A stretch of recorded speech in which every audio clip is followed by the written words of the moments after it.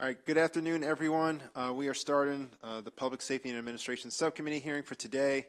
I have a bill hearing in economic matters, so I'll be stepping out for the moment, and our vice chair will be presiding until I get back. But thank you guys for coming, and we appreciate your patience. With that, I'll hand over to the vice chair for us to begin. All right, well, thank you, Mr. Chairman. Clearly, never going to be able to fill the shoes. Thank you, everyone, for joining us here today. For the record, Delegate Julian Ivey, Vice Chair, stepping in first.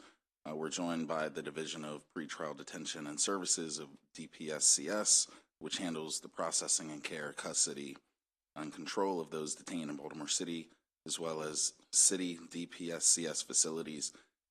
DPDS also aids in the pretrial release process for those accused of crimes in Baltimore. The department is vital to public safety in the city, and I know the subcommittee is interested to hear how the division's ongoing operations are progressing.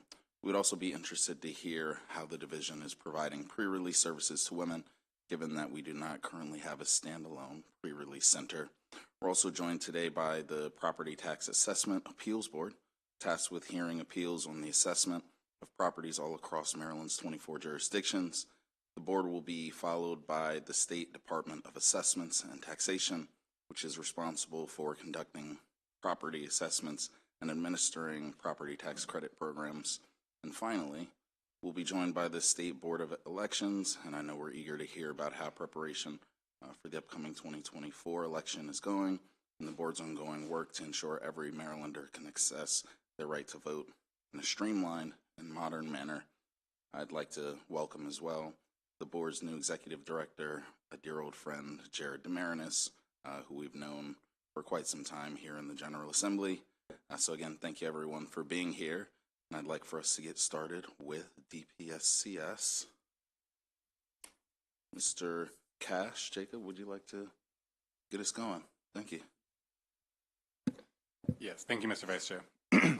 For the record, my name is Jacob Cash. I'm a policy analyst for the Department of Legislative Services, and today I'll be providing the budget analysis for the Division of Pretrial Detention and Services, or DPDS.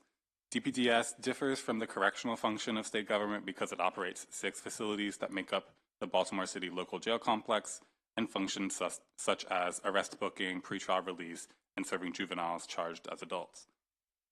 Beginning with the performance evaluation, this begins with a population and caseload discussion on page 4. Exhibit 1 shows the number of arrestees processed at Baltimore Central Booking, the commitments processed to pretrial detention, and the rate of commitment. Arrests and commitments both increased in fiscal 2023, and these increases did lead to an increase in local detainee average daily population, which is shown in Exhibit 2 on page 5.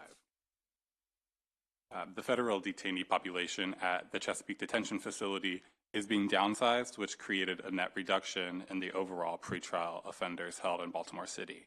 The sentence offender populations in these facilities also increased back to fiscal 2021 levels, but they are lower than pre-pandemic levels.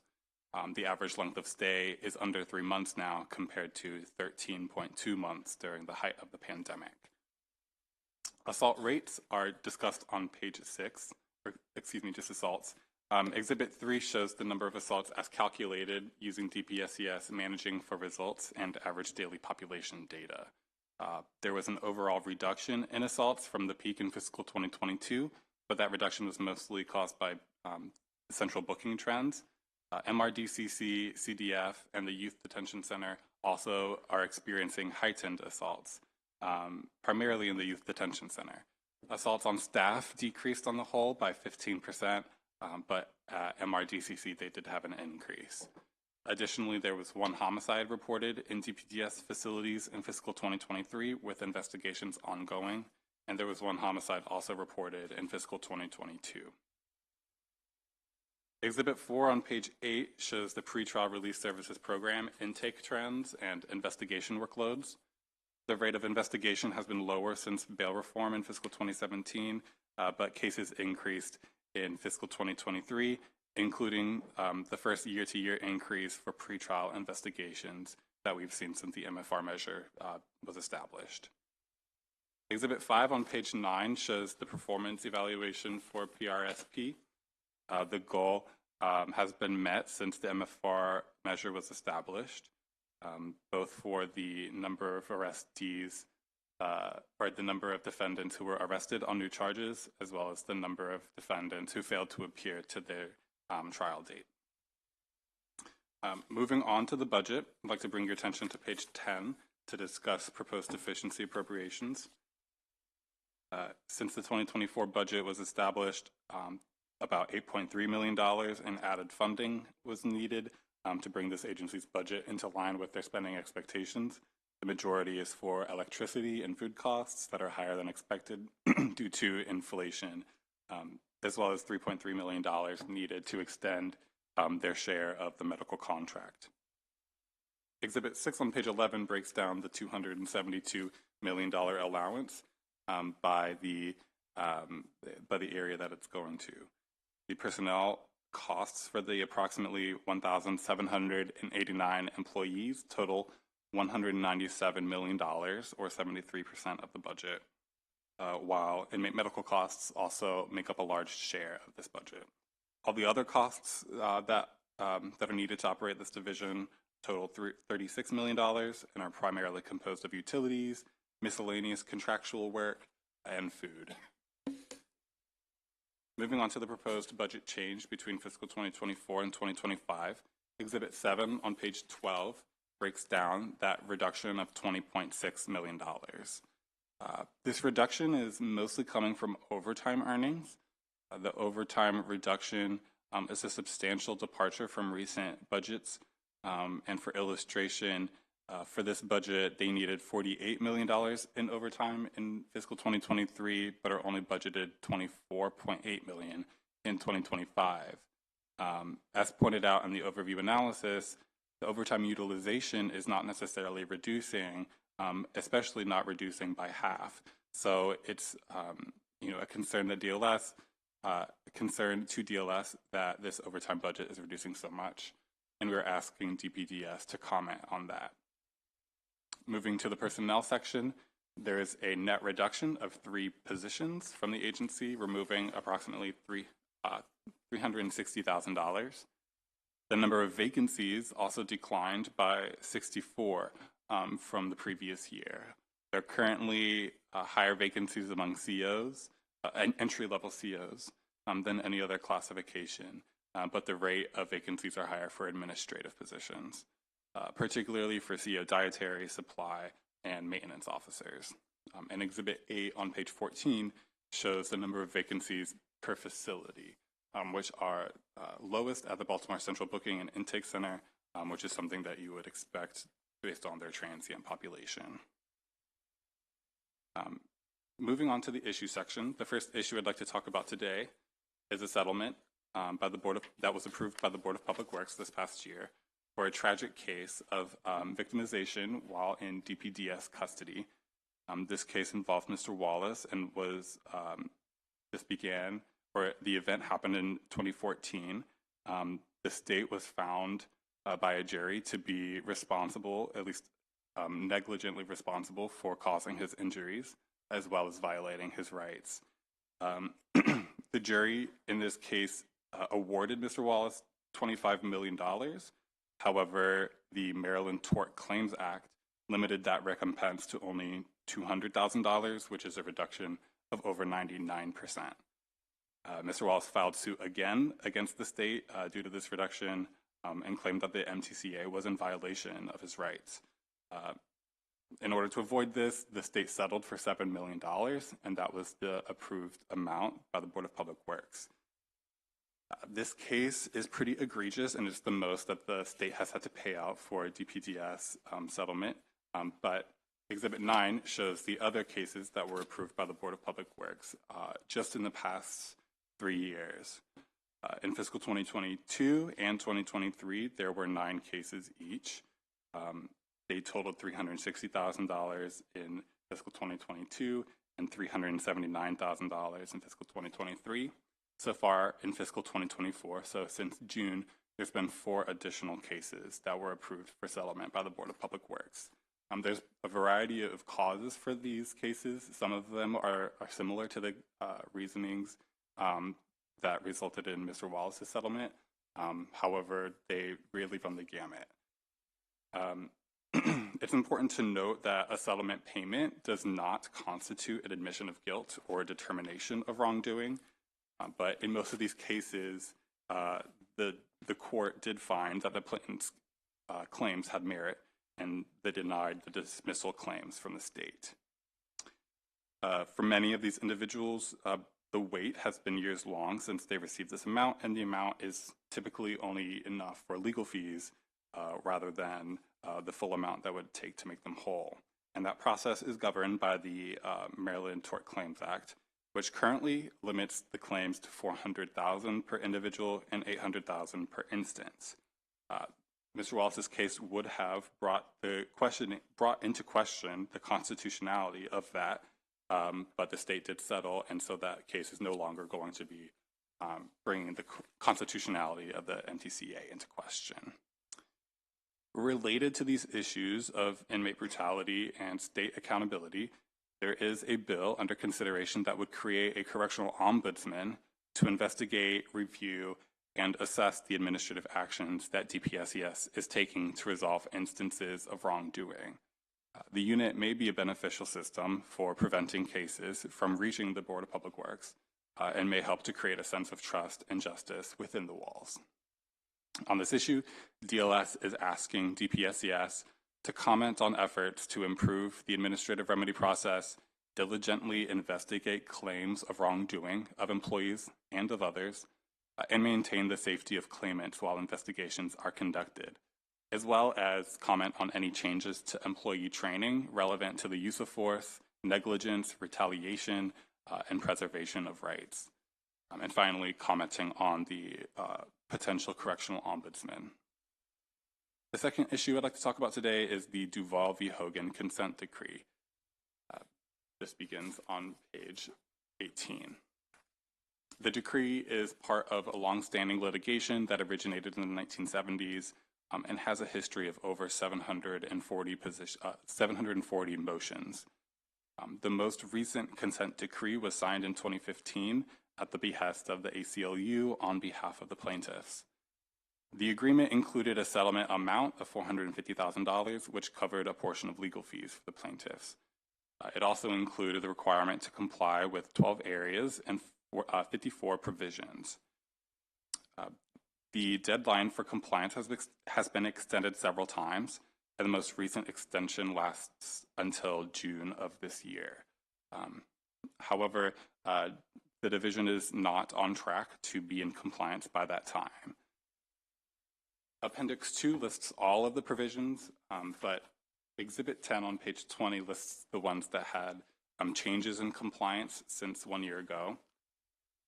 Only one provision was downgraded in compliance from substantial to partial, being related to the custody staff following accommodations directed by medical staff. So for instance, somebody in crutches would need to be on the bottom bunk. 2 other areas related to medication refills and renewals were upgraded from non-compliance to partial compliance, while 6 other areas related to mental health care saw improvements from partial to substantial compliance. There's also a new substance use disorder treatment services contractor, which has helped the department to reach compliance, as well as $750,000 to attorneys and experts that have been helping reach compliance with Duval. DLS is pleased that progress has been made, but is concerned that not enough progress is being made to comply with the consent decree by the time it expires. In one of the motions to extend the deadline, the plaintiffs claimed that DPDS failed to achieve substantive compliance, quote, because of their lack of any incentive to do so, end quote. While there was an initial settlement of $450,000 in 2015, if DPDS fails to meet this deadline, they could be opened up to increased amounts awarded in future litigation. It should be noted that that amount is typically lower than is assessed in similar cases, and the judge has expressed frustration with the lack of compliance from DPDS. On this issue, DLS is asking DPSES to comment on the steps taken in the past year to achieve greater compliance with Duval, including a discussion of the effectiveness of those third-party consultants, as well as the new SUD contract. DPSES should also comment on the impending deadline of June 30th, 2024, and address the possibility of future litigation. Finally, I'd like to speak on the issue of the Chesapeake Detention Facility, or CDF. This issue begins on page 21. CDF has been operated as a federal detention facility since fiscal 2012, thanks to an agreement with the U.S. Marshal Service that guarantees space in that formerly Supermax facility to be dedicated to federal rather than state or local detainees. The state received $20 million in an upfront payment and has received operating reimbursements with a pre-negotiated annual increase each year since it was established. However, as shown on Exhibit 11 on page 22, general funds have been needed to fully fund this facility dating back to 2019. Expended general funds have totaled $18 million since fiscal 2019 and are budgeted to grow to $41 million by the end of fiscal 2025.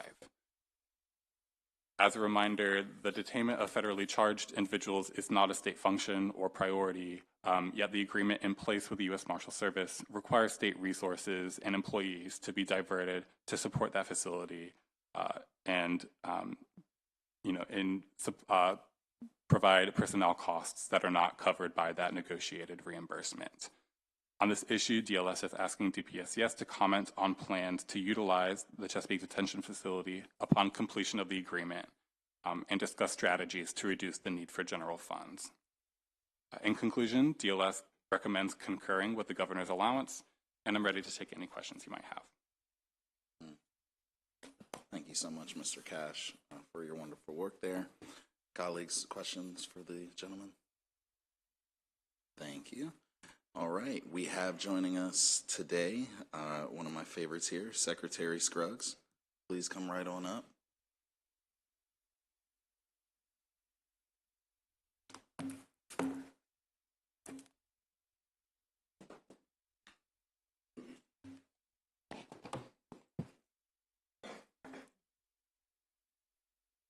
Whenever you're ready. Good afternoon, Chair Ivey, committee members. For the record, my name is Carolyn J. Scruggs. I'm the Secretary of the Maryland Department of Public Safety and Correctional Services. My team here with me today include Joseph Sadal, Deputy Secretary of Administration, Annie Harvey, Deputy Secretary of Operations, Cleveland Friday, Commissioner of the Division of Pretrial Detention and Services, and Nigel Roberts, Chief Financial Officer. I do want to address one of the issues that you brought up, Chair Ivey, in your opening related to pre-release for women. Pre-release for women is a category in the Division of Corrections. Our individuals within our detainees within pretrial, they are awaiting arrest. So they come in as a maximum security status and they remain that way until they go to a maintaining facility. That's when you get into your classification. And I'm happy to answer more questions about that later. Okay. As always, we appreciate Mr. Cash and our ongoing relationship with the Department of Legislative Services. The analysis contains 4 issues for us to comment on and 1 recommended action.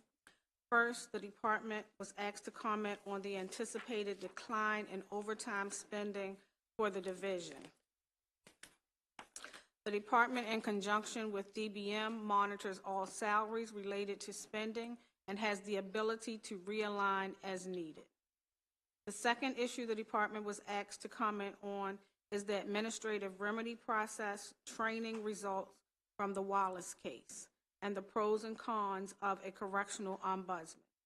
I would like to clarify that the administrative remedy process is also a process that incarcerated individuals use only within the Division of Correction. The Division of Pretrial Detention and Services has its own inmate grievance process available for detainees to raise complaints. The specific details of each process are in our written response. Regarding changes in training in Wallace, the department is conducting a comprehensive review of entrance-level academy training and is in the process of updating lesson plans, presentations, and a student study guide.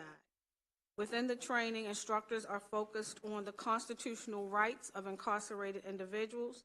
This includes the right to be protected, use of force, retaliation, and negligence. Although the circumstances in Wallace pertain to pretrial detainees, the training review and updates apply across the department. As far as our thoughts on the ombudsman, we simply say that a correctional ombudsman, by independent nature of their duties, may unintentionally interfere with the mechanics already established in statute, regulation, and policy. The department is already subject to a thorough routine investigation for internal and external audits by several entities, including the Maryland Commission on Correctional Standards, the Office of Legislative Audits, and the Office of Performance Evaluation and Government Accountability, as well as various internal units that investigate and respond to areas of noncompliance. The third issue which DLS has requested the department comment on is the progress of compliance in Duval. First, I want to stress that achieving Duval compliance is the #1 priority of my administration. I have in charge the Deputy Secretary of Operations to oversee this compliance. This is also a multidisciplinary team approach of professionals overseeing this compliance issue. I believe we have made enormous strides toward achieving compliance. It is my hope to be fully compliant in the mental health portion of this agreement within the next 9 months or so. The Attorney General's office hired a third-party law firm to assist the department in the Duval case. Their review of the case found that the medical monitor was unable to justify many of the decisions and recommendations that were made. That monitor resigned when questioned about the decisions, and we are currently in the process of searching for a new monitor. We actually have 5 candidates that are under review right now. Once the new monitor is in place, the department's Duval Council believes we will be in substantial compliance with all paragraphs of the medical portion of the agreement within this year.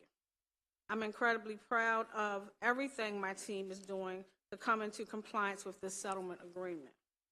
Moving on to the final issue outlined by DLS, our plans to utilize the Chesapeake Detention Facility upon completion of the current agreement with the U.S. Marshals Service and any strategies to reduce the need for general funds. At this time, the department fully anticipates that the agreement with USMS will be continued. My team is currently working to negotiate a modification to the current agreement, increasing the per diem amount that USMS pays. This will bring CDF closer to self-sufficiency and lessen the need for general funds. Lastly, the DLS analysts concurred with the governor's allowance, and we agree with that recommendation. This concludes my testimony. We are happy to take any questions. Thank you so much, Madam Secretary. Colleagues, do we have questions? Delia Spiegel. Thank you, Mr. Chair. And thank you, Madam Secretary, for the excellent report and response to the questions. I wanted to ask about the CDF agreement, and you talked a little bit about the status and the future of that agreement, both in your written response and in the last bit of your comments. But I'm wondering, and I know the current agreement doesn't expire until the middle of fiscal year 2026, because I think it's the end of calendar year 2025. And you talked a little bit about the intent to agree in the interim to an increased per diem. I understand with negotiations underway, you don't always want to share the details of your back and forth and your strategy with the Marshal Service, but is there anything else you can sort of shed light on within reason without compromising your negotiation strategies about how much an increase per diem might be, how much it might cover in terms of the operational costs relative to the amount that the state is currently subsidizing to the federal government? Okay. Thank you. And I will let my financial officer tell you that, but what I will also share with you is prior to Mr. Johnny Hughes, who was the Chief Marshal, retiring, I actually sat with him. We actually looked over that contract again. They understood the need for us to increase that per diem. We also increased the space availability from some 200 to 388 available spaces for them to use within that facility. That's going to also help us in that area. But Naja, did you want to explain? You know much about the? Maybe Joe does. I'm sorry. So to your point, without getting into too many details, because we are in an active negotiation, I think what the Secretary said is correct, right? There's a change in scale. Obviously, the goal will be to, and I think we put this in the written testimony as well, is to get to self-sufficiency, right? So I think that's kind of the baseline number we're looking for. And anything, the closer we can get to it, like any negotiation, is the goal. But I think that's really, at this point, all we can tell you.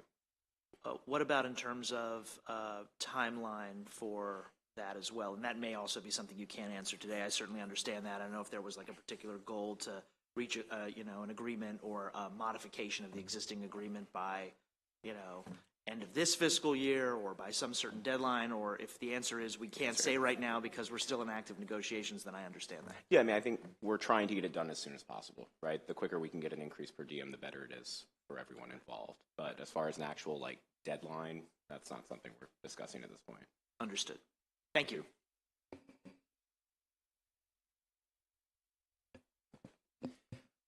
Thank you, Madam Secretary and team. Though I missed most of that, I'll catch it on the video. I won't ask you to relitigate. Yeah. Oh, one question from the Vice Chair.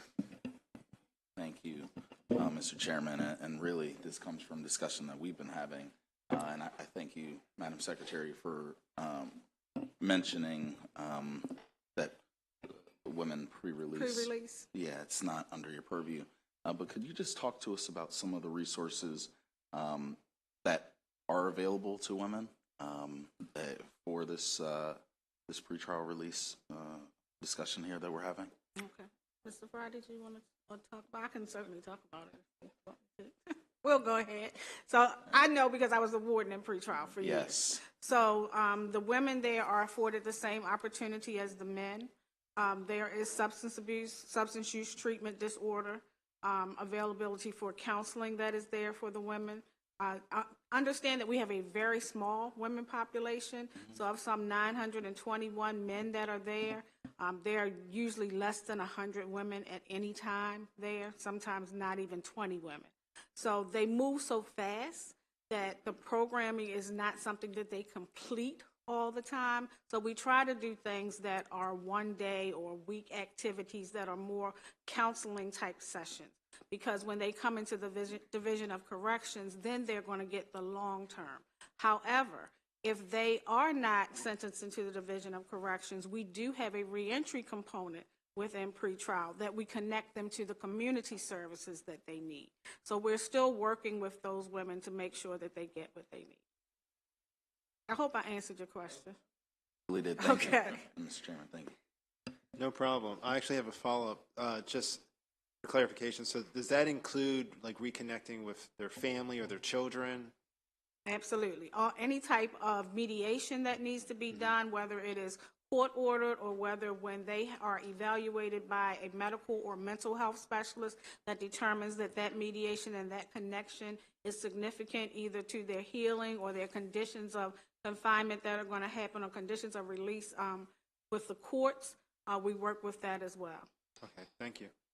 Any questions from committee? Seeing none, thank you. I know we have two more witnesses that are, I believe, both favorable with amendments. Linda Owens and Laquan Austin, I think, can both come up. Linda Owens of ASME Local 1427, Laquan Austin of ASME Local 3661. You can begin when you're ready. And thanks for making a trip to Annapolis.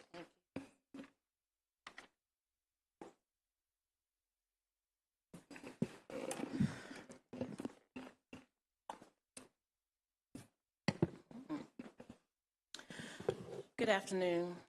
My name is Corporal Linda C. Owens, and I work for the Department of Public Safety and Correctional Services pretrial MRDCC. in Baltimore City. I'm also a member of the staffing analysis team for ASME. Our ASME team did a post-by-post analysis of every state institution. We talked to non-custody and custody personnel, and this is what we found during our staffing analysis. Extreme short staffing that caused officers to work multiple posts, putting themselves and incarcerated individuals in danger. High amounts of mandatory overtime, which we call drafts, often exceeding 16 hours. Alarming vacancies for supervisors, CO1s, CO2s, and CO3s. Staffing plans that were not up to date. Operational staffing levels changing from shift to shift without approval from administrators. The removal of pens from the Department of Public Safety and Correctional Services institutions to include transportation, which we call CTU. The need for existing pens to be used and more pens to be added to increase staff. Special assignment posts being used long-term instead of being converted to established posts. Most importantly, we found overwhelming a lack of morale due to personal sacrifices made by officers daily, consequently jeopardizing their family life and wellness. So on a personal note, I can't think of any person who said, when I grow up, I want to be a correctional officer. Usually it's a plan B. My situation, I'm a widow. I'm a mother of 5. I take care of aging parents. My father just passed away in October. To be in a facility that is short-staffed and you have to take care of a lot of responsibilities at home, but you don't know that you're going to make it home after an 8-hour day, gets to be very, very tedious. We need staffing. We need qualified FTOs to train the new people that are coming in. I applaud the secretary. I applaud Commissioner Friday for the new hiring events. ASME is fully active in the new hiring events. We show up. We're there to give information about corrections because most of us work corrections. But we need these individuals that are coming in to be properly trained. You can build the staff, you can have the numbers, but if they're not properly trained, they won't be as effective as necessary. I'm asking you to take all these things in consideration when you do the budget. Thank you. Thank you. Good afternoon. My name is Laquan Austin. I am the proud Executive Vice President of ASME Local 3661. I'm a pretrial investigator working for the Pretrial Division of Release Services. As a pretrial release investigator, we gather all pertinent information regarding detainee history and provide the court with a recommendation so the court is able to make an informed decision regarding the detainee's bail status. If you could take a look at page 8 of the pretrial budget summary, my coworkers and our caseload has increased to over 20,000. Despite the importance and significance of our role, we are often forgotten and our agency fails to dedicate resources which could help us move forward to an innovative world. We are still burdened with desktops which don't allow us to easily access information in the courtroom. Unlike our counterpart agencies, we are subject to sharing printers between 2 floors. We have time-sensitive caseloads, and this limits our effectiveness. If we are provided with an adequate budget, we will be granted the resources and flexibility we need. We need laptops to work essentially anywhere, state phones for employees whose main function is to monitor and contact individuals on pretrial release. They're currently using their personal cell phones to contact clients. With the seriousness and location of our work, security is virtually non-existent. In the facility courtroom, incarcerated individuals are cuffed. Once their session ends, they are taken in the hallway and they are uncuffed. More times than often, we are in the hallways or on the elevators with the same individuals we gave the judge a recommendation for. We are the least trained unit that does similar work and work in the same facility as us. Case managers, parole agents, and court commissioners have sponsored trainings that give them access to more up-to-date and uniform systems for incarcerated individuals. Dietary staff, correctional staff, and even chaplains go to state-sponsored trainings that give them defensive and CPR trainings to protect themselves and help others in the facility. I'm asking you all, can you help us so we can continue to help our community effectively. Thank you. To both Mr. Alston and Corporal Owens, thank you guys for coming out here. Thank you for your service. I could, as a father of two, I can imagine what you're going through, trying to balance 5 kids, Asian parents, and do a good job every day. I just want to say you are appreciated, and we hear you and see you. Colleagues, do you guys have any questions for them? Delegate McComas? Thank you, Mr. Chair.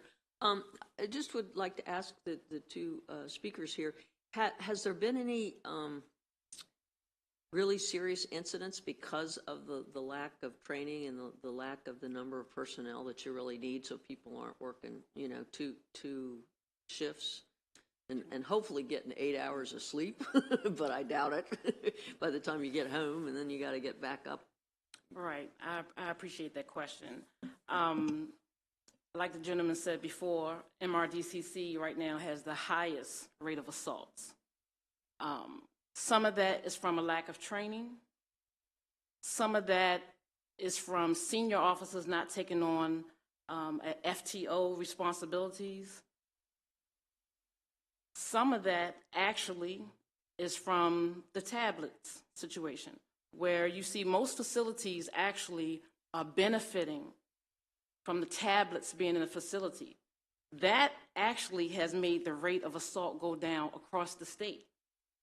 Unlike the other facilities, the physical plant at MRDCC is not allowing us to follow the tablet directive as it's written.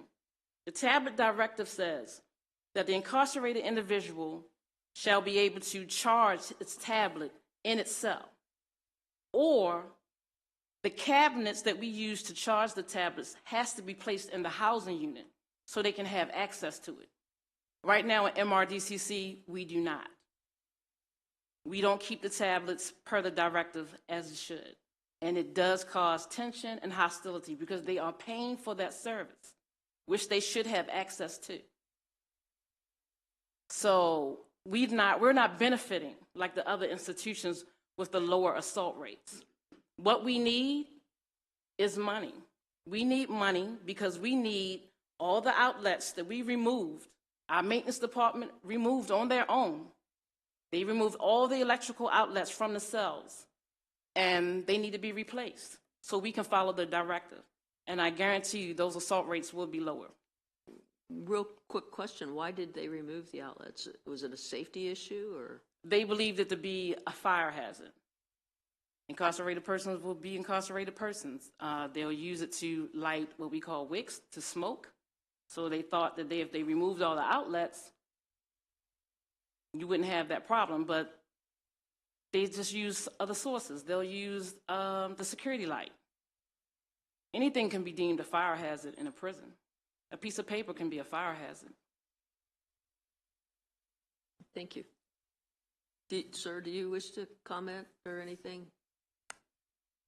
No, but if I did come, the only thing I would do is just piggyback basically off of what she was saying about with the staffing levels when it comes to everything that's going on in the facility. Is you could bring as many people in as you want, but if you don't have the adequate equipment and training, whether they're going to stay because whether they're going to leave, whether the pay is too low, or whether they want to leave because they don't feel as though they're being trained properly, so they can't properly do their job. The worst thing is waking up in the morning and saying, am I going to be able to do my job today? Am I doing my job the correct way?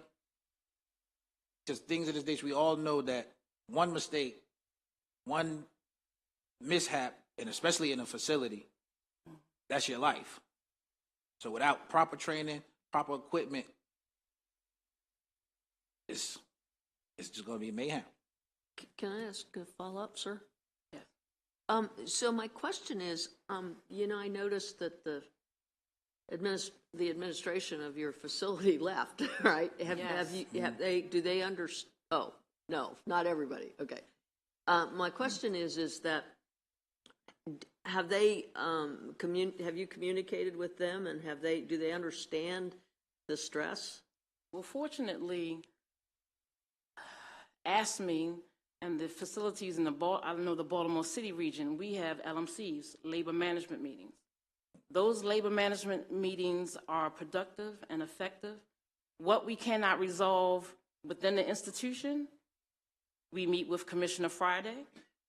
When we can't come to a resolution with Commissioner Friday, those LMCs get bumped up to the secretary so that they are always aware of what's going on in the Baltimore City region. So there are no excuses that you don't know.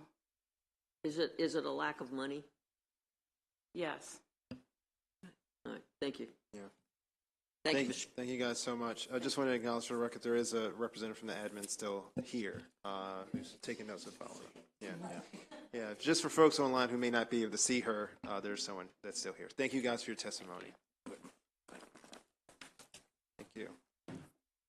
All righty, so we will be proceeding now to the Property Tax Assessment and Appeals Board, and we will receive our analysis from Ms. Pia. You can begin when you're ready.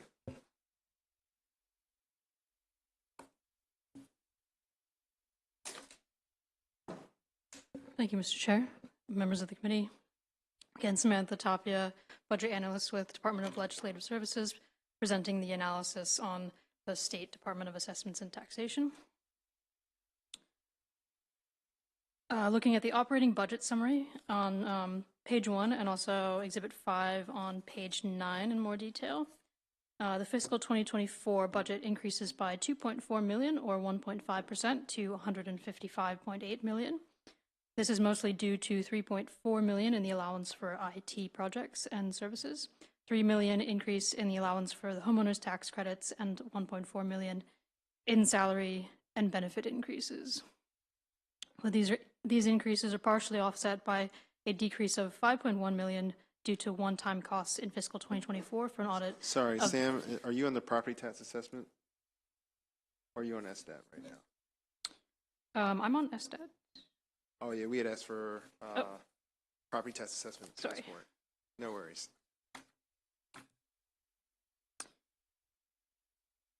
All right, begin when you're ready. Okay.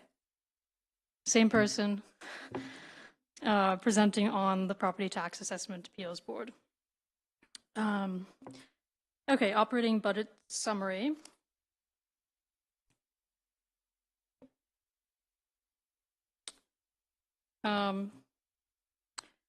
The fiscal 2025 budget increases $53,459 or 4.4% to $1.27 million. This is mostly in salaries and benefits and DOIT, Department of Information Technology Services allocation. Looking at the budget overview, Exhibit 1 on page 2, mostly the same from year to year, 82% or $1 million dedicated to personnel, 7% or $85,000 on rent, the rest for IT and other operational expenses. Looking at personnel, the board's central office is staffed with 8 regular positions. It received 2 contractual positions for fiscal 2024 to help with addressing the case backlogs. We've asked the board to comment with an update on local board staffing levels and vacancies. Issues, case backlog decreases. Looking at Exhibit 3 on page 5, while calendar 2023 figures are not closed out, calendar 2022 showed improvement on the previous year with a case clearance rate of 142%, allowing the backlog to decrease 38.6% or by 3,206 cases. However, increasing appeals caseloads in 2023 are expected to reverse some of this progress.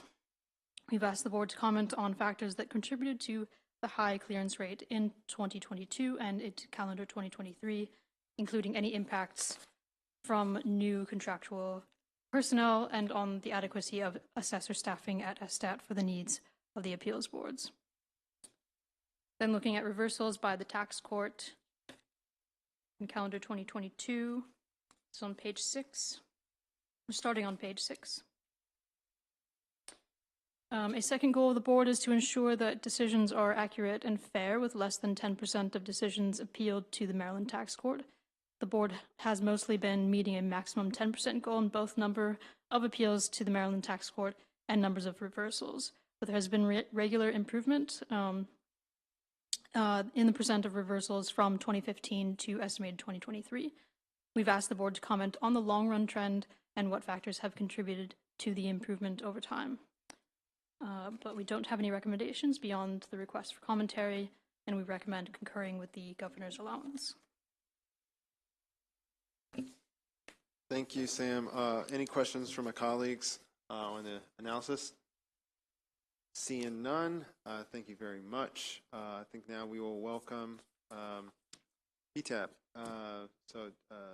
Julie Green-Chris. Thank you. You can begin when you're ready.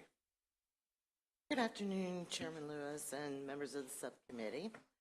I am Julie Green-Chris, Administrator of the Property Tax Assessment Appeal Boards. I have by my side Caroline Holt, the Executive Associate. PTAB continues to receive large caseloads throughout the state of Maryland and is striving to get through our backlog. In fiscal year 22, we received 7,618 cases, but we cleared 10,854. In fiscal year 2023, we received 10,102 cases and we cleared 8,354. With the current assessment notices having been mailed and released in December, we're expecting another large influx of appeals. As always, our backlog is primarily all commercial cases that have tax representatives. PTAB's new regulation concerning postponement seems to be trending and to be a positive attribute. We continually work with the administration's government's appointments office to get all board vacancies filled. At this time, we currently have 27 vacancies. We respectfully concur with our DLS analysis. Thank you, Samantha. And we concur with the governor's allowance. And as always, we are here to answer any questions you may have. Thank you. Colleagues, any questions? Seeing none, thank you so much. Thank you. Have a great day. All right, moving right along, we're going to move to SSTAT. And Samantha, you can begin when you're ready. Thank you, Mr. Chair and members of the committee. Moving back to SSTAT. Operating budget summary, page 1, exhibit also, again, in more detail, exhibit 5 on page 9. The fiscal 2024 budget increases by $2.4 million or 1.5% to $155.8 million. This is mostly due to $3.4 million in the allowance for IT projects and services, $3 million increase in the allowance for homeowners tax credits, and $1.4 million in salary and benefit increases. But this is partially offset by a decrease of $5.1 million due to one-time costs in fiscal 2024 for an audit of the homestead tax credit. All of this is after taking into account fiscal 2024 budget changes in the governor's budget, including a planned reversion of $11 million in general funds for the homeowners tax credits and 2 deficiency appropriations, approximately $640,000 for the homeowner protection program carried over from fiscal 2023, and $315,000 for parking and rent at the new SSTAT headquarters in the Inner Harbor. But the big picture of the budget is roughly the same. 55% or $85.4 million for tax credit programs, 29% or $45.2 million for property valuation, 5% or $8.6 million for the charter unit, and the remaining 11% for administration, IT, and other operations. Looking at personnel on page 10, SSTAT has 4 contractual conversions to regular positions for office support services in business property valuation and the charter unit. More importantly, SSTAT made significant progress on its vacancy rate, moving from 10.2% in December 2022 to 6.5% in December 2023, with a net increase of 21 new hires. Exhibit 6 on page 12 shows the improvement in the number of vacancies was most notable in real property assessor positions, from 24 in January down to 7 in December. SSTAT has faced a tremendous struggle to recruit and retain real property assessors, with an ongoing and compounding impact on operations. So given the recent success, we've asked SSTAT to comment on its training and retention plans for these positions and recommend adding budget language to requests 2 updates in fiscal 2025 on the status of staffing in the real property evaluation program. Looking at two managing for results issues that we've asked for commentary on: timeliness of assessments, starting on page 4. SSTAT's stated goal is to assess tax returns accurately and promptly. Exhibit 1 on page 4 shows the percentage of personal property returns and the local assessable base assessed by October 31st for the years 2018 through 2023. While personal property returns assessed appears to be recovering from a pandemic slump, the local assessable base assessed by October 31st has seen a notable decrease in each year of this time period, starting at 89% in 2018 and ending at 50% in 2023. So we've asked SSTAT to review reasons for the ongoing negative trend and describe its efforts to improve timeliness of assessments. And looking at assessment accuracy, starting on page 5, related to timeliness through operational pressures, but also involving market conditions. In recent years, we've seen a decrease in assessment accuracy through the assessment to sales ratio. Exhibit 2 on page 5 graphs the assessment to sales ratio along with the total value of the assessable base. It's important to note that this percentage is being applied to billions of dollars. The professional standard and objective is reported to be the range of 90 to 110%. SSTAT has trended in the range of 93 to 95%, but saw a decrease to 90.7% in 2022, which it attributed to struggles in real property assessor staffing, and 2023 saw a further decrease to 90.2%. At the same time that accuracy has either seen no change or has decreased, the total assessable base has continued to increase from $692 billion in 2016 to $889.5 billion in 2023. Given that the assessment accuracy is approaching the lower bound of an acceptable range, we've asked SSTAT to describe the consequences of decreasing assessment accuracy and discuss efforts to improve assessment accuracy moving forward. The last issue we've asked for commentary on is the status of the Cloud Revenue Integrated System Development Project on page 17. The project faced significant delays in both calendar 2022 and 2023 related to difficulty retaining essential IT staff, but SSTAT reported in October that it had finally filled these positions after vacancies continued over most of 2023. In its report in October 2023, SSTAT also reported concerns about a lack of IT staff for cybersecurity support. We've asked SSTAT to comment on IT staff retention goals and on its cybersecurity concerns and communications with DoIT to address those concerns. And we've also recommended adding budget language to request 2 updates on the Cloud Revenue Integrated System and cybersecurity needs at SSTAT. In summary, we have the 2 recommendations continued from last year, but only 2 per year rather than quarterly and with fund restrictions, requesting status reports on the real property valuation staffing and on the Cloud Revenue Integrated System Development Project. And we recommend concurring with the governor's budget. Thank you, Samantha. Any questions, colleagues? All right, seeing none, thank you again, Samantha, and I welcome Mr. Higgs and any panel. You can begin when you're ready.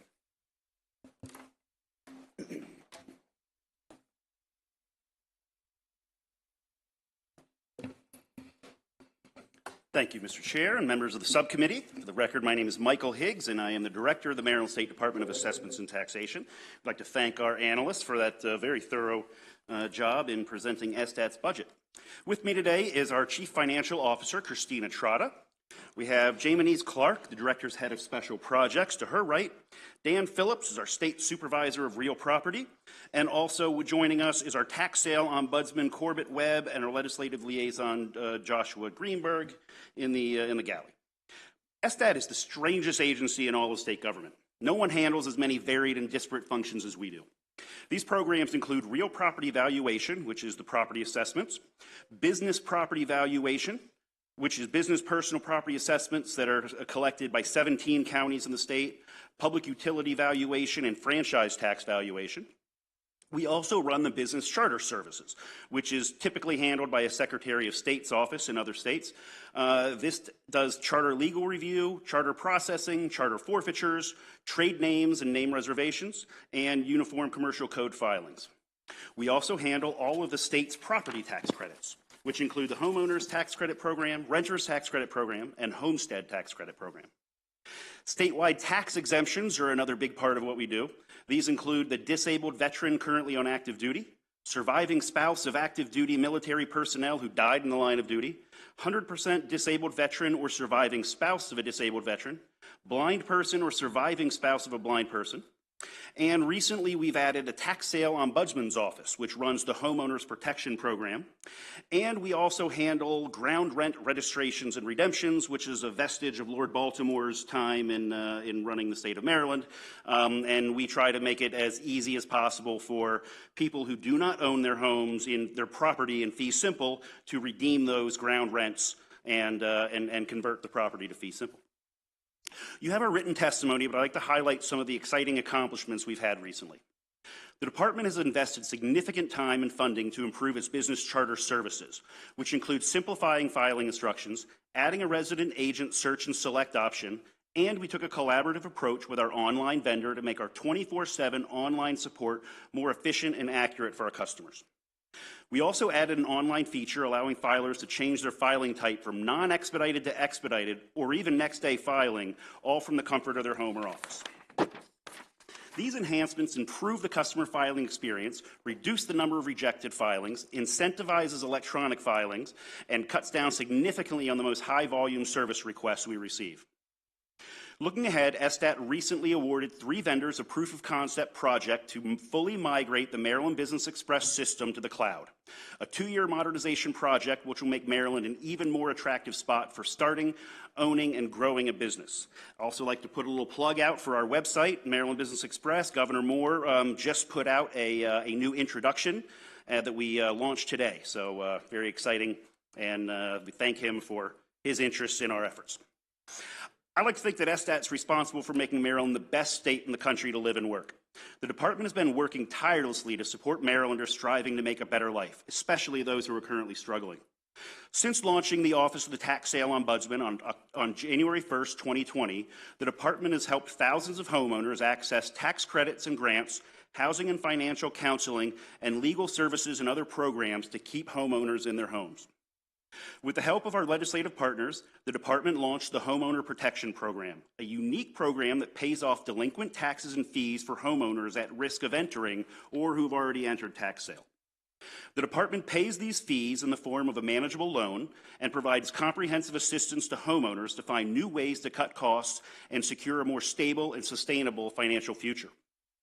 Even for those who don't qualify for the Homeowners Protection Program, our tax sale helpline is available to any homeowner who is struggling with the tax sale process. In FY22, the department received 959 inquiries through the tax sale helpline. In FY23, that number grew to over 1,500. In January 24 alone, the tax sale helpline received 1,331 inquiries as a result of the department's outreach efforts leveraging other existing sources. Over the past several years, in partnership with the General Assembly, the department has championed strategic legislative changes to improve homeowners' access to tax credits, grant them critical extra time to redeem a sold tax lien, and provide a second chance if an application deadline was missed. In his most recent report, our tax sale ombudsman told the story of a 93-year-old homeowner who called simply to find out how she could appeal her assessment. Thanks to SDAT's comprehensive process, our tax sale ombudsman found that she was delinquent on her property tax bill. She had no idea. We found that she was likely eligible for the homestead and homeowner tax credits and provided her with the information to apply. That's step 1 of our process.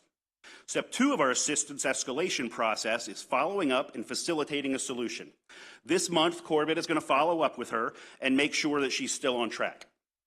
If this assistance isn't enough, or the homeowner has already entered tax sale, we move on to step 3, the Homeowner Protection Program. To me, this story demonstrates the department's commitment to being a service provider for any and all Maryland residents in need. Many of the resources we connect struggling homeowners with are the tax credits that SDAT administers. Last year, the property tax credit team launched its new homestead and renters tax credit systems with Ernst & Young, with the homeowners tax credit system launching next week. Very excited about that. These new modern reforms to the tax credit application process are the culmination of a multi-year effort to make applications more accessible, streamlined, and customer-friendly. The department continues to prioritize educating the public about the services it offers as well. In 2023, the department's tax credit awareness campaign sent a total of 146,000 targeted postcards to potentially eligible homeowners and renters. In total, in FY23, nearly 37,000 homeowners saved an average of $1,500, and more than 6,000 renters saved an average of $450 through the tax credit programs that we offer. While we're proud to support Maryland renters and homeowners, we also have to acknowledge that these numbers represent a decline in enrollment. And this is a trend that will continue as long as the eligibility thresholds set in statute remain stagnant. These programs, while vastly important, represent a very small portion of the department's responsibilities. 2/3 of the department's employees are tasked with assessing the value of each and every property in the state of Maryland once every 3 years. Each year, the department divides the state into 3 groups, assessing 1/3 of the properties in each county. This process is critical for bringing in more than $1 billion in property tax revenues to local governments across the state. In its last assessment round, completed in December of 23, the department reported a 23.4% jump in property values statewide, showing both that owning property in Maryland continues to be a strong investment and that there are very significant barriers to property ownership in the state. These increases are determined by the market. With an increased demand for homes and a shortage of housing stock, there has been a significant upward pressure on property values over the last 3 years.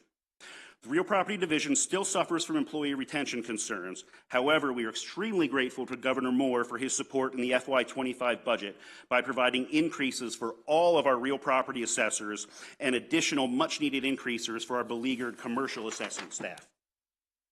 He also funded a new advanced computer assessment system to replace our current antiquated system. Exit interviews have revealed that an increasing number of assessors are accepting lateral positions in nearby local jurisdictions with significantly higher earning potential.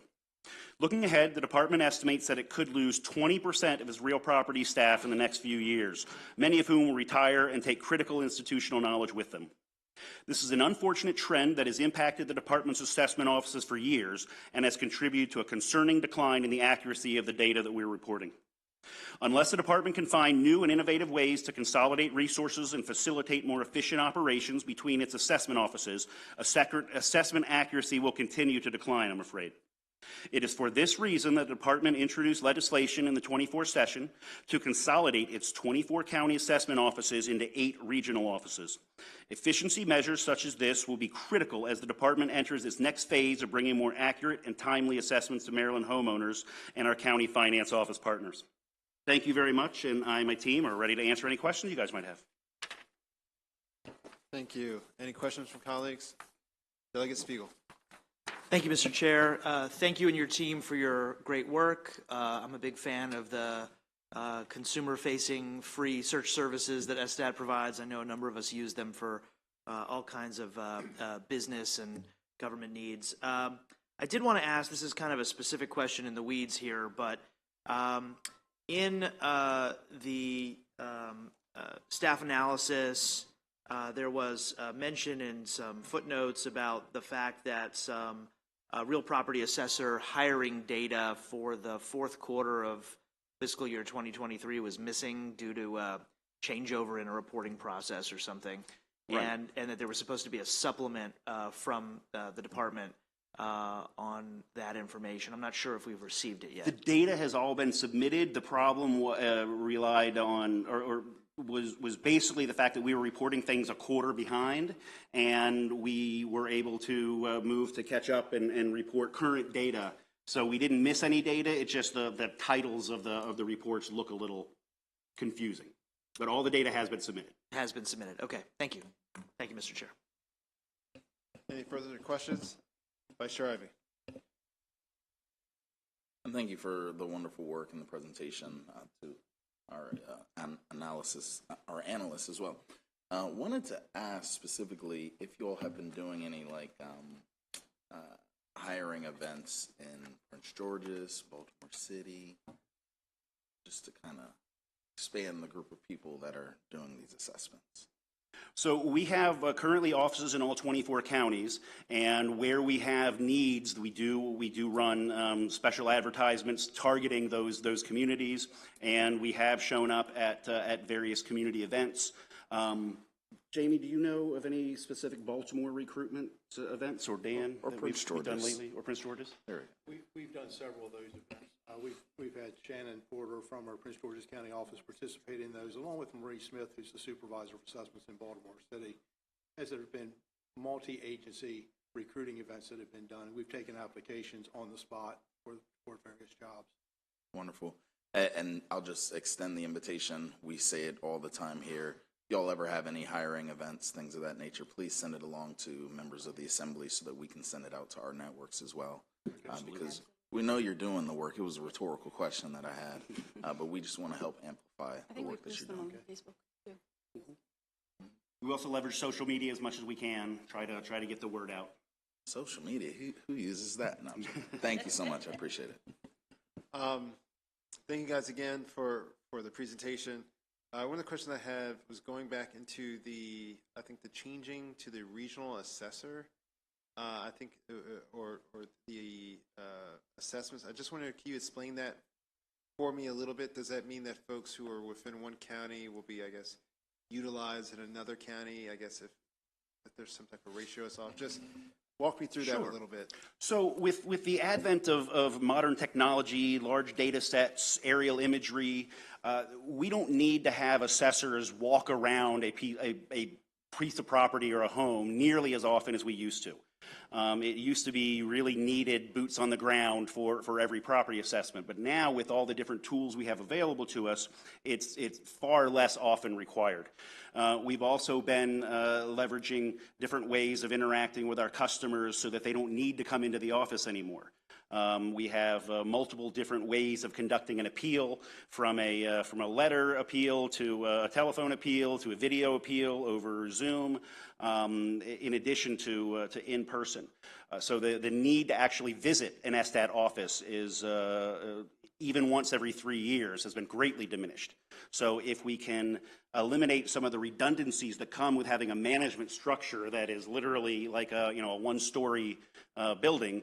And come up with something that's just a little bit more pyramid shaped, like most management training programs would advise, then we'd have a much more efficient operation, less redundancy in services and management overlap. And I think we could also better specialize by regionalizing. Right now we have the big casinos in Maryland. They're very complicated, very difficult, and they're in 6 different jurisdictions across the state.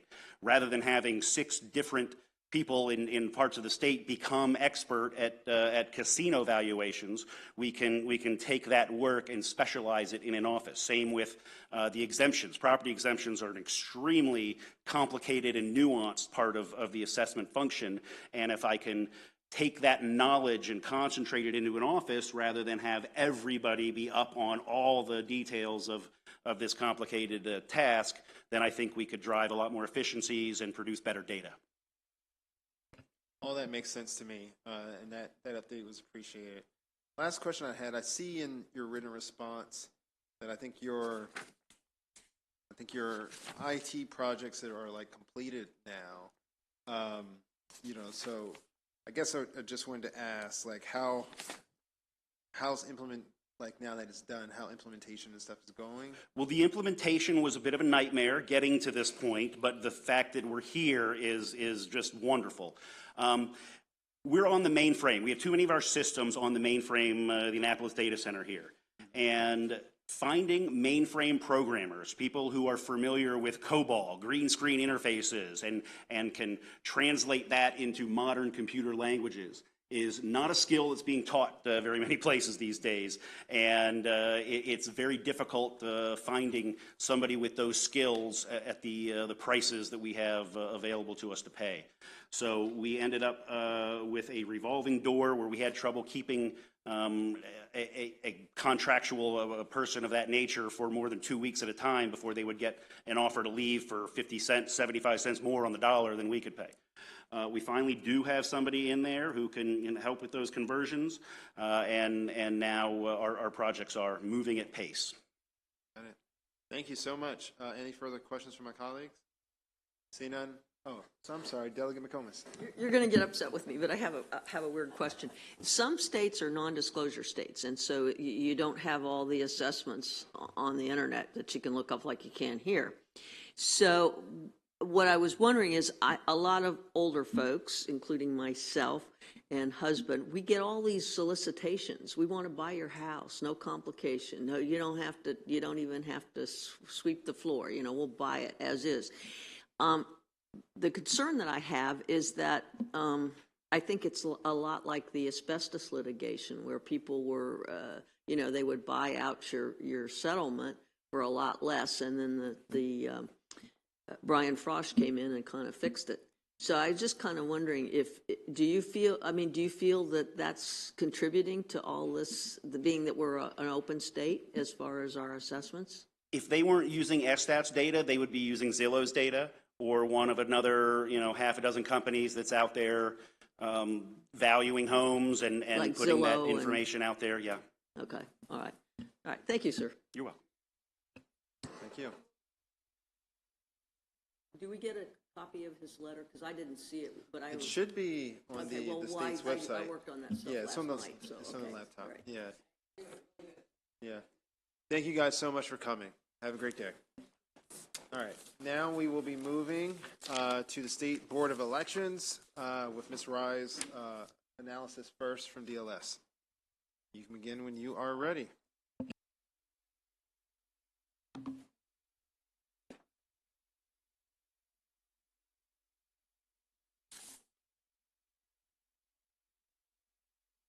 Thank you, Mr. Chair and the members of the committee. I'm Yashodhara Rai, and I'll be presenting the analysis for the State Board of Elections, or SBE. SBE is a 5-member board charged with managing and supervising elections in the state, registering voters, and coordinating candidacy. Its key goals are to ensure that all eligible Maryland citizens can register to vote and to provide a voting process that is convenient and accessible.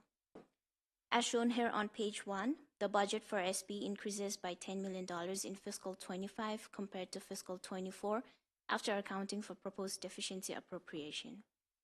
The federal fund increases by $1.8 million. This is due to the purchase of routers for the poll book solution and associated data processing equipment. Special fund increases by $7.5 million. It reflects the local share related to the new voting system and major IT development projects, application support for the agency election management system, and the Maryland voter registration, candidacy, and election management system. Our key observation on page 2 is that the poll book project implementation has been postponed to 2026 election cycle and will be discussed later in this presentation.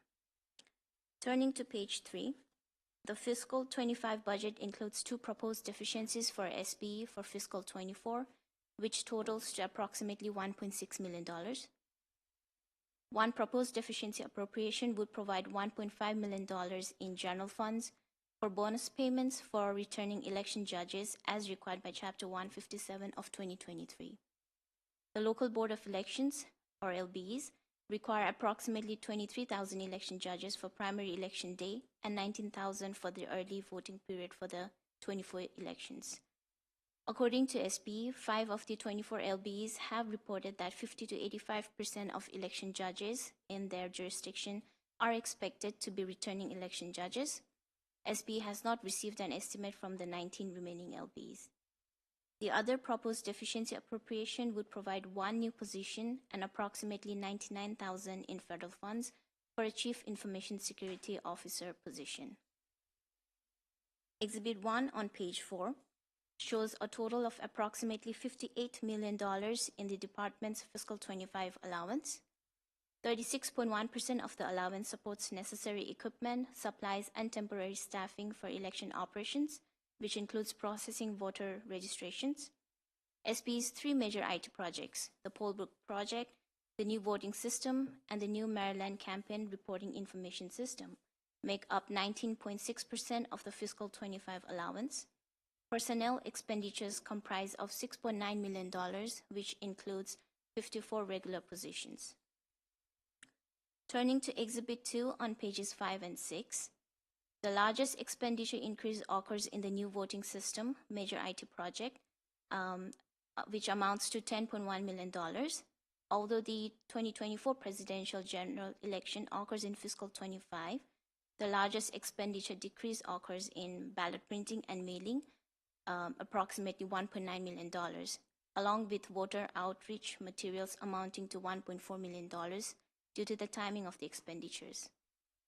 Personnel data on page 7 shows that the fiscal 25 allowance provides with 4 new positions, which includes a Chief Information Security Officer that is added through a proposed deficiency appropriation, but is not yet reflected in the fiscal 24 working appropriation. All 8 vacancies reported as of December 31st, 2023 have been vacant for less than 6 months. Pages 8 through 13 are the major issues and focuses on SB's 3 major IT projects. The first major IT project, the poll book project, aims to replace the legacy poll book system. Although it was originally intended for the 2022 election implementation, it was postponed to be implemented for the first time in 2024 election due to procurement delays and cost uncertainties. Consistent progress was made after this decision, and in the 2023 session, SB noted its plans to begin system integration testing and then conduct a mock election as the final test before implementation in March 2023. However, due to the delays by the vendor, interim bills of the new poll book solution were received from August 31st of 2023 through November 2023. Because of this delay, SB made a determination on September 8th of 23 that the solution would not be used for the 24 elections, and decided to execute its contingency plan of utilizing the current poll books for the 2024 election. This decision has been notified to the LBs, and necessary steps are being taken to prepare the existing poll books for use in the upcoming 24 elections. Additionally, SB has purchased additional 140 poll books from Georgia to better serve the increasing Maryland population and ensure there are sufficient backup poll books for the 2024 elections. The statewide testing build of the system was received on November 19th, 2023, and a statewide integration test was conducted through November and December. This involved 24 LBs to validate the system's ability to work as a cohesive statewide solution. The system did not meet the minimum requirements, and a draft remediation plan has been provided by the vendor. A final remediation schedule and roadmap was expected to be provided by January 5th of 24. We request the agency to comment on whether the remediation schedule and roadmap has been received and what further actions will be taken to ensure that the new poll book project is implemented for the 2026 election. Moving on to the cost estimates for the project. The total fiscal 25 allowance includes $1.8 million for the poll book project, which includes both SB's local share and the general fund share budgeted in the Department of Information Technology's Major IT Development Project Fund. The fiscal 25 allowance in total decreases by $3.7 million from the total fiscal 24 working appropriation. The actual project spending from April to December of 2023 amounts to $7.9 million, which indicates that previously appropriated but unspent funds are being utilized to support costs in fiscal 24. The second major IT project is the new voting system project. The current voting system contract has been in effect since calendar year 2015 and is set to expire after the 24 presidential election. SB plans to implement the new voting system statewide for the 2026 election cycle. Funding for the new voting system project began in fiscal 24 due to the lack of information when it was first funded. A report on the project scope and schedule, in addition to the quarterly updates, were requested by the committee. These reports note that key project personnel, which includes project manager, business analyst, and technical writer, have all been selected and began working as of December 21st of 2023. The RFP award for the procurement is expected by the end of November 24.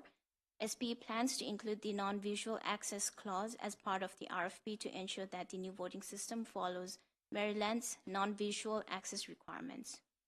SB also notes that the RFP for the new voting system will ask each offerer to document how their proposed voting system solution facilitates the ranked choice voting. However, this will not be a system requirement or evaluation criterion for selecting the vendor until it is enacted into law. Moving on to its cost estimates, in fiscal 24 working appropriation, the project receives funding totaling $541,000, which is split equally between SB's local share and the state share budgeted as general funds in DeWitt's major IT fund. Fiscal 25 allowance totals $20.8 million, also split equally. The project's total estimated cost is $55 million, which is 46.3% higher than previously estimated in the 2023 session. As of January 15 of this year, the total project spending is approximately $44,000. We request the agency to comment on the increase in estimated cost for the project and the implementation schedule for the new voting system for the 2026 election cycle. There are also concerns relating to the simultaneous implementation of the poll book project and the new voting system during the same election cycle in 2026.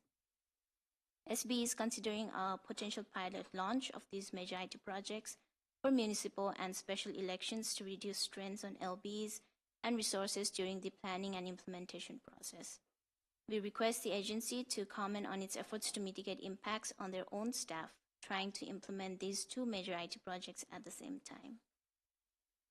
Page 10, we have the third major IT project, which is the New Maryland Campaign Reporting Information System, also called MDCRIS. The current system is used for the full management of the campaign finance system for the state. SB entered a 2-year contract extension for the current MDCRIS contract beginning March 31st, 23, and it will expire in March 31st of 25. The procurement of a new system was initiated in July 2023 to ensure that adequate time is allotted for the RFP publication and the implementation of a new system before the expiration of the current contract extension. Funding for the new MDCRIS system also began in fiscal 24, but due to the lack of information when it was first funded, a report on the project scope and schedule, along with the quarterly updates, were requested by the committee. Based on the third quarterly report that was submitted, SB notes that although previously estimated to complete onboarding of the project team by November 1st, 2023, it now expects to complete recruiting project personnel by February 1st of 24. The RFP award for the procurement of the new MDCRIS system is scheduled for October 1st of this year, and the new system is expected to be implemented by March 31st of 25. We request the agency to comment on the progress made in its recruitment efforts for the project and its efforts to mitigate impacts on its own staff due to the 2024 presidential election. The new reporting system receives $100,000 in general funds in the fiscal 24 working appropriation and approximately $532,000 in the fiscal 25 allowance. The project's total estimated cost has decreased by 70.6% to $1.2 million compared to the cost previously estimated in the 2023 session. And as of January 15 of this year, the actual project spending is approximately $14,000. We request the agency to comment on the reason for the decrease in its estimated cost for the new campaign reporting system. The DLS recommends adopting committee narrative requesting continued submission of combined quarterly reports on the progress of and spending on each of the major IT projects through its completion. Page 13 is the DLS's recommended action to adopt the committee narrative, also including the assessment of future risks and their mitigation for each of the major IT projects. Appendices 1 through 6 are on pages 14 through 20. Appendix 2 on page 15 lists the audit findings for the period covering December 13, 2018 to July 31st, 2022. There were 8 findings in the audit report. Finding 1 is a repeated item in full or part from preceding audit report and finds that the SB could enhance its procedures to fully identify deceased or duplicate voters recorded in MD voters. It also found that SB did not ensure that LBs corrected errors in voter data that were identified during periodic reviews. This concludes my presentation, and I'm happy to answer any questions. Thank you so much, Ms. Wright. Any questions for our colleagues? We really appreciate your analysis. With that, Mr. Jared Demanners. I always mess up that. I'm sorry. You and your panel can begin when you're ready.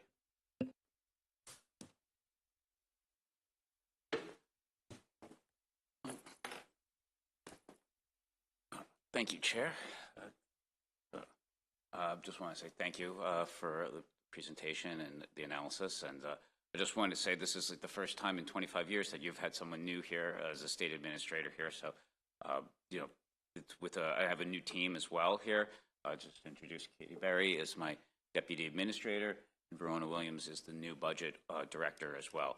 So we have, as the report had indicated, we did have some vacancies here and departures, but this is a good opportunity to provide with new people, new ideas, and new energy into the State Board of Elections. We've been filling the vacancies as fast as we can, and one of the bigger things is that we're trying to convert key contractual positions into more permanent staff. I just wanted to highlight one in particular. We had a mail-in ballot person that was just doing the mail-in ballot. That was a contractual. We had a PIN. We made that into now a director of mail-in balloting, as you know, because mail-in balloting is rapidly increasing. The percentages have gone up from pre-pandemic, which was 5 to 6%, now to almost a third of the Marylanders that now vote that method.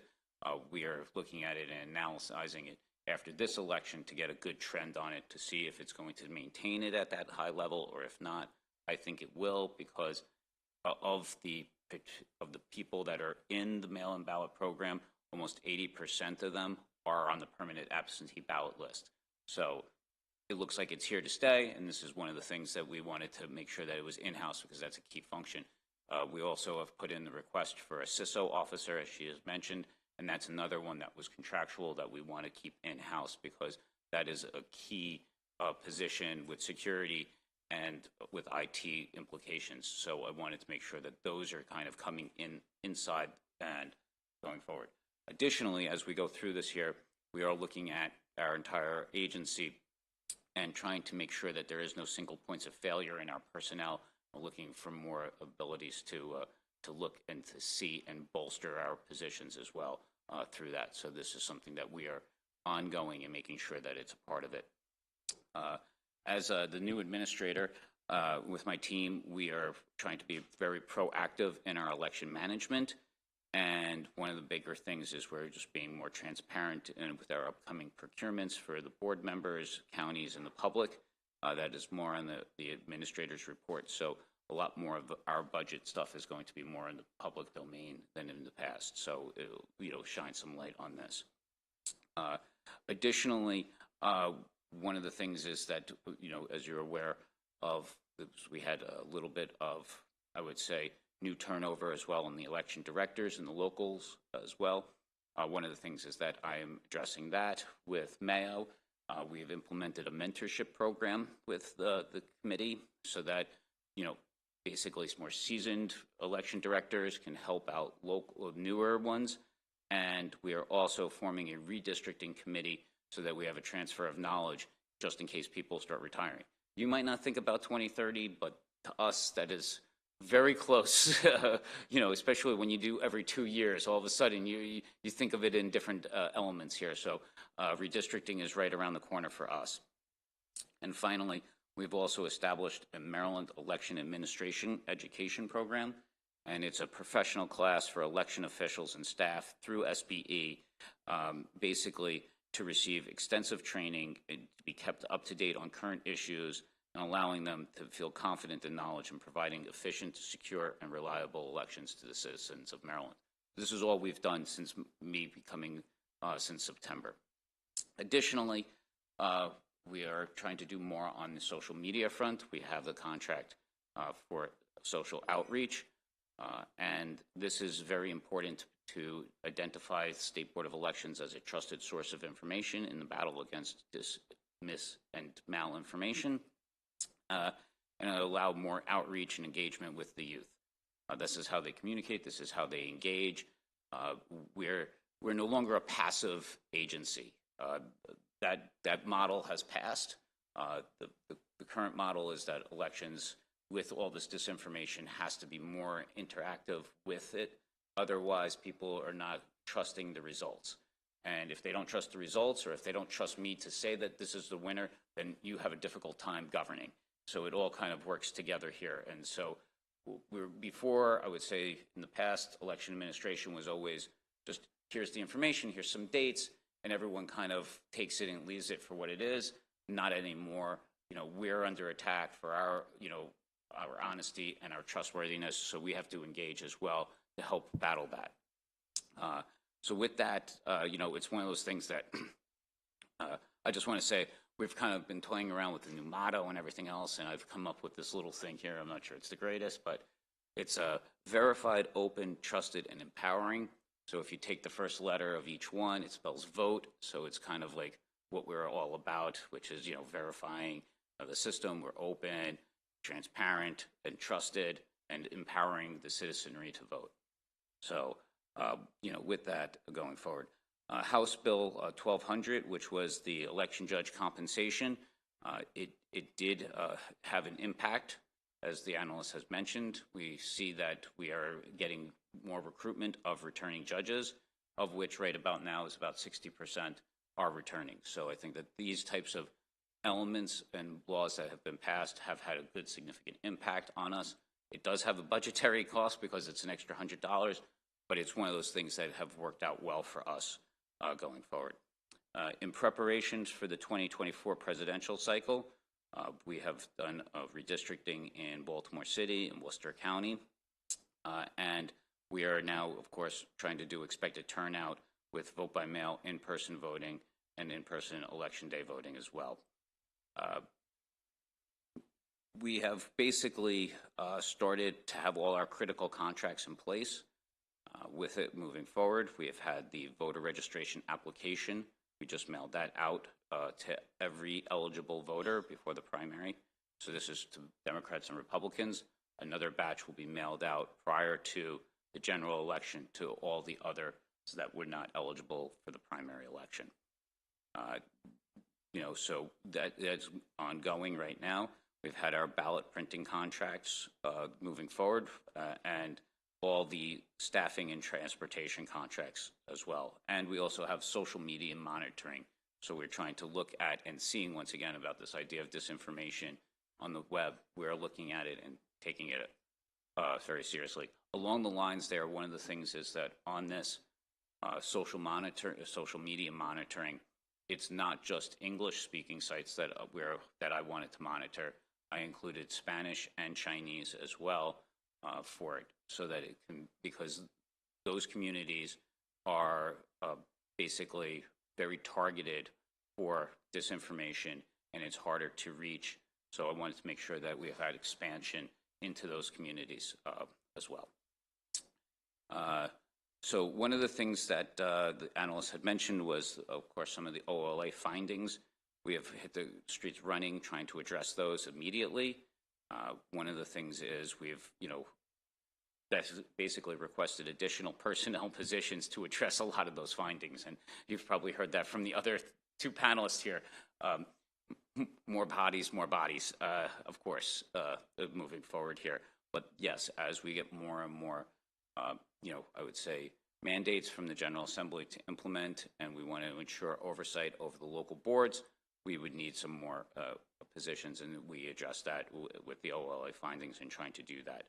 We have partnered with the State Office of the State Prosecutor and created a new MOU to address some of the other findings regarding people with possible double voting credits. So, to make sure that they're investigated and moving forward with it. And we are also making sure that with the program that we had established to ensure that the local boards are keeping up to date on the registration databases, to making sure that they're up to date as possible, so now that they're getting more training on that. On campaign finance, just before I go into MD Chris, I just wanted to mention that in the budget we had sent to the governor was about $623,000 plus needed to fully fund the Fair Campaign Finance Fund. So that was back in June, because now we'll have $9 million, and this will be the first time ever going into 2026 that it will be a fully funded program. In MD Chris, the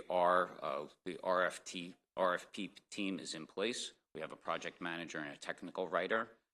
We are moving fast on this procurement, and it's on schedule, and we're going to try to ensure that all the past data is seamlessly imported into any new solution that moves forward with it. And additionally, then we'll have trainings to your treasurers and chairs to understand if whatever new solution it is. Hopefully it will be minimal, but at the same time, we understand that, and we know that it will be coming into your election in 2026. So, but we are trying to look at it and to see, because the technology has rapidly changed, and we want to make sure that our system is up to date as possible. The system that we currently have was up to date about 10 years ago. It has now changed, like everything else. Looking at a couple of the other big procurements was the poll book, and I wanted to kind of address this here.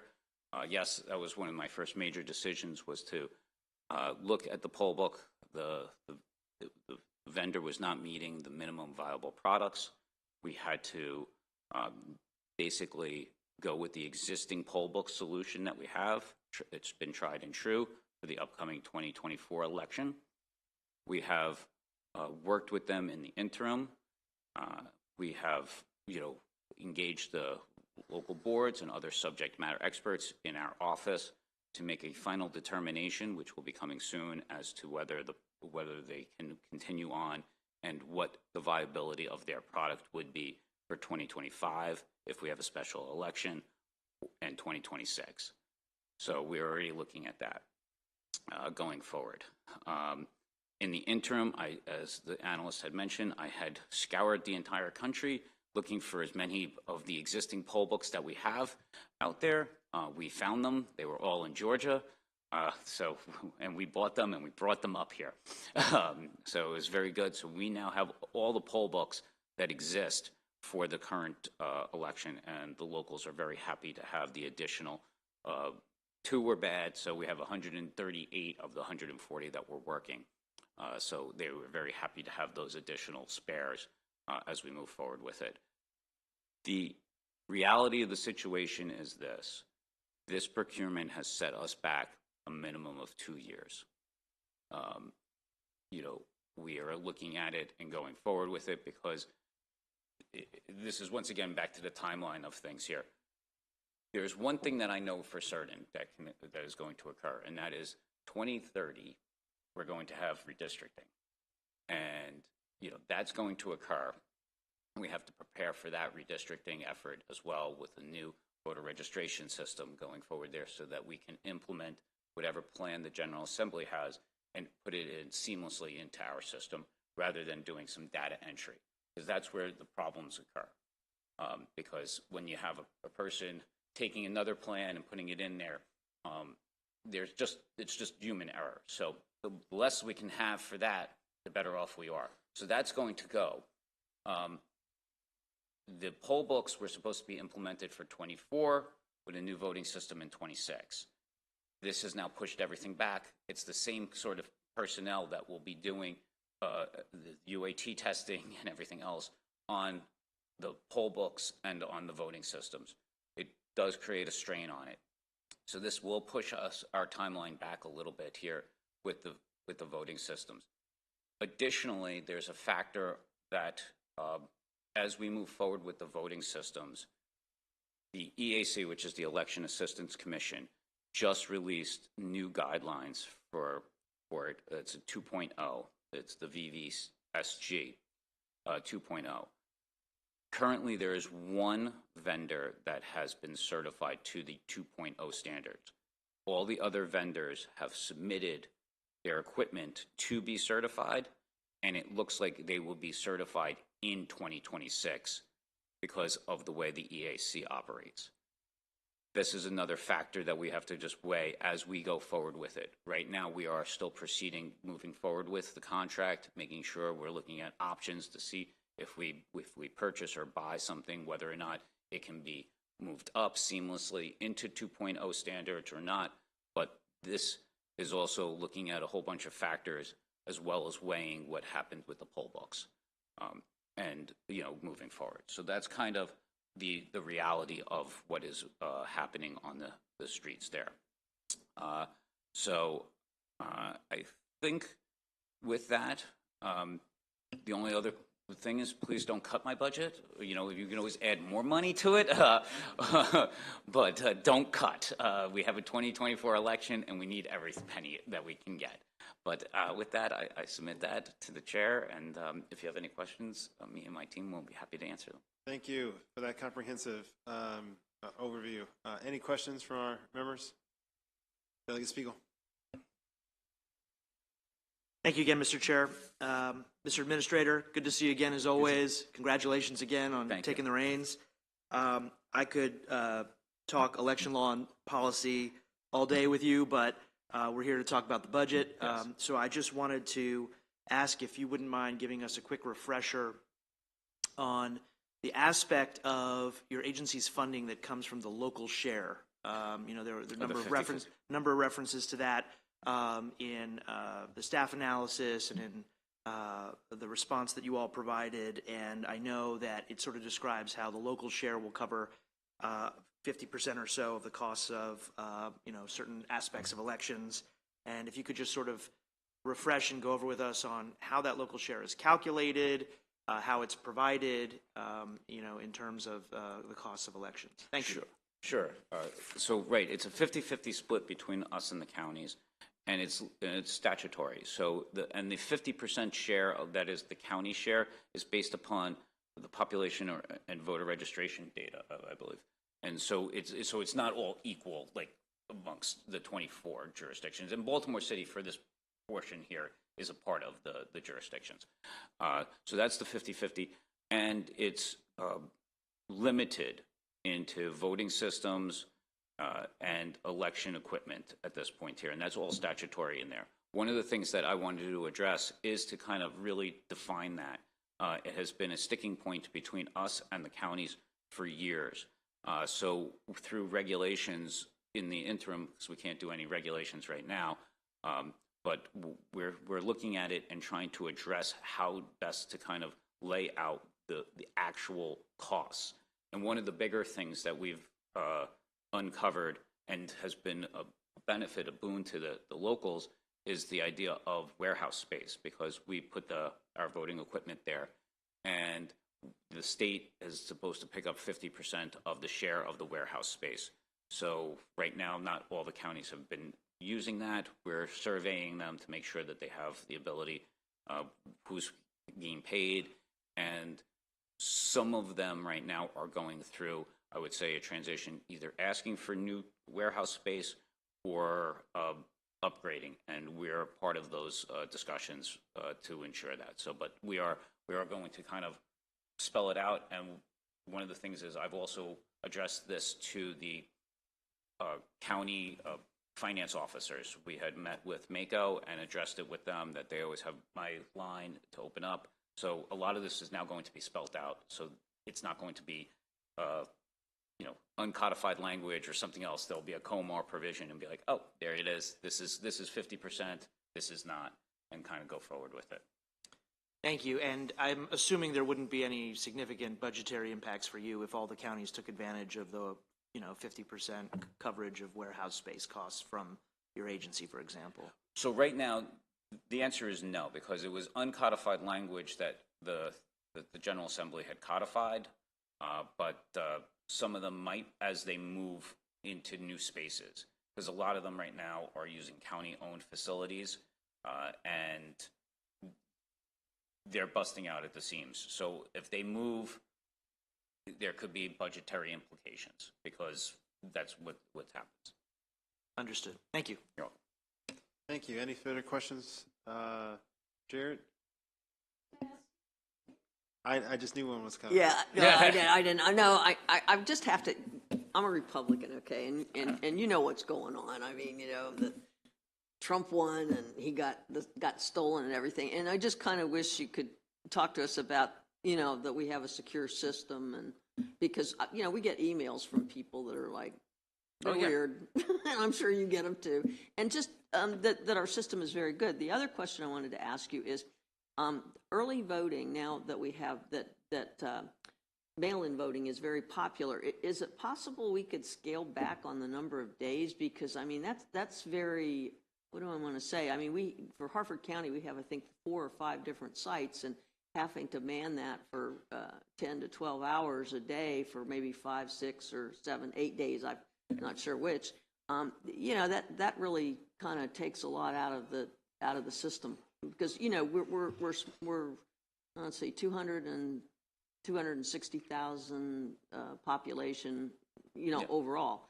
And so I just wondered if you could kind of address that. Sure. Those two things. Sure. For the first part here, every method that is selected is secure, safe for our elections, and is verified.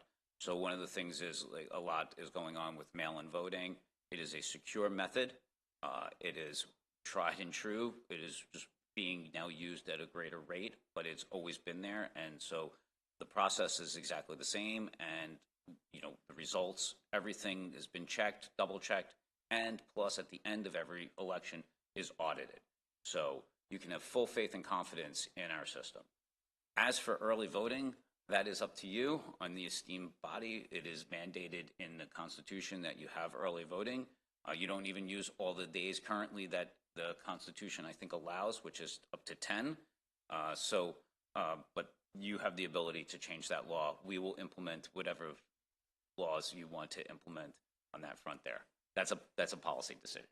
Thank you. And I just would state for the record, I understand the position of the minority party, but we have a very thorough and verified and audited election system, and there was no stealing of any elections in Maryland. And every other state has their own process, but a lot of studies have proven there's been no stealing of any elections anywhere in this country. But we appreciate the thoughts, and we appreciate you coming in. Any further questions for State Board of Elections? Basically, the 10 days has been set by the legislature, not by the counties.